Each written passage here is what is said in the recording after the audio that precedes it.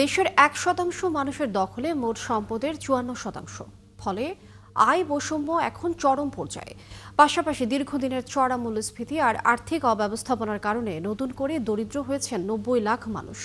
এমন তথ্য উঠে এসেছে বেসরকারি সংস্থা র্যাপিডের গবেষণায়, যেখানে আগামী সরকারের জন্য 12টি অগ্রাধিকারের সুপারিশ তুলে ধরা হয়। মইনুল হাসান জানাচ্ছেন বিস্তারিত। ফেব্রুয়ারি মাসের 12 তারিখ তফসিল ঘোষণার মধ্য দিয়ে অনেকাংশেই কেটে গেছে নির্বাচন নিয়ে শঙ্কা। ঘোষণা অনুযায়ী ত্রয়োদশ জাতীয় সংসদ নির্বাচনের ভোট আগামী বছরের 12 ফেব্রুয়ারি। নতুন সরকারের আর্থসামাজিক অগ্রাধিকার কি হওয়া উচিত তা নিয়ে বেসরকারি গবেষণা সংস্থা র্যাপিডের এই সেমিনার, যেখানে এলডিসি উত্তরণ, মূল্যস্ফীতি নিয়ন্ত্রণ, ব্যাংক খাতে সুশাসন, রাজস্ব, রিজার্ভ ও কর্মসংস্থান বাড়ানো, জ্বালানি নিরাপত্তা সহ 12টি বিষয়কে গুরুত্ব দিতে সুপারিশ করা হয়। মা, পিম্পল 5 দিনেই চলে যাবে। যাবে না মা। যাক, নিমের 5 অংশের পাওয়ারে 5 দিনেই দূর হবে পিম্পল। হিমালয়া পিউরিফাইং নিম ফেস ওয়াশ।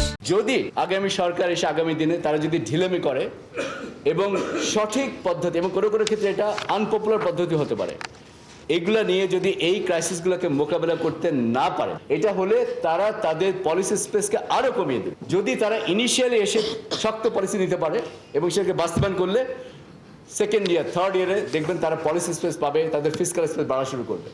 যদি এরা না করতে পারে, সেই স্পেস তাদের থাকবে না। সেমিনারে বলা হয়, গেল 3 বছরে 36% পয়েন্ট মূল্যস্ফীতি বাড়লেও বিপরীতে মজুরির হার বেড়েছে মাত্র 28% পয়েন্ট। ফলে ঝুঁকিতে পড়েছেন নিম্ন আয়ের মানুষ।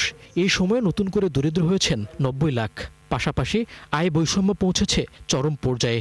বলা হয়, বর্তমানে 1% ধনীর হাতে কুক্ষিগত মোট সম্পদের 54 ভাগ। অনুষ্ঠানে গুরুত্ব পায় সরকারি তথ্যের গরমিলের বিষয়টিও। বাংলাদেশে এখন প্রতি 10 জনের একজনের বয়স 60, এবং 2027 সালের মধ্যে আমরা এইজিং সোসাইটিতে রূপান্তর হবো এবং 2047 আমরা এই সোসাইটি দেবো। দুর্ভাগ্যজনক, আমাদের পরিকল্পনা প্ল্যানের মধ্যে ডেমোগ্রাফি, পপুলেশনের যে কেন্দ্রবিন্দুতে রেখে যে চিন্তা ভাবনাগুলো করা, সেগুলো করা হয়। ব্যবসায়ী পারে কিন্তু ইকোনমির চাকাটাকে ঘুরে দিতে। আর ব্যবসায়ী, এখনকার ব্যবসায়ী কিন্তু শিক্ষিত ব্যবসায়ী, রেসপেক্ট ব্যবসায় কিন্তু রেসপেক্ট লাগবে।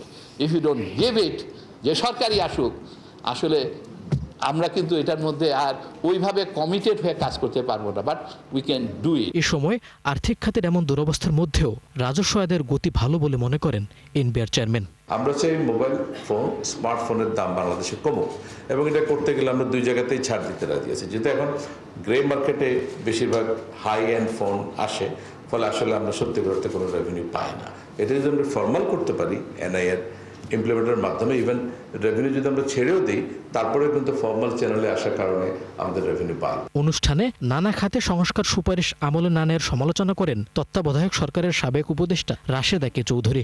একটা জায়গায় প্রায়োরিটি ফিক্স করতে হবে, সেটা বর্তমান সরকারও করতে পারেননি। সত্যি। মইনুল হাসান, 71, ঢাকা।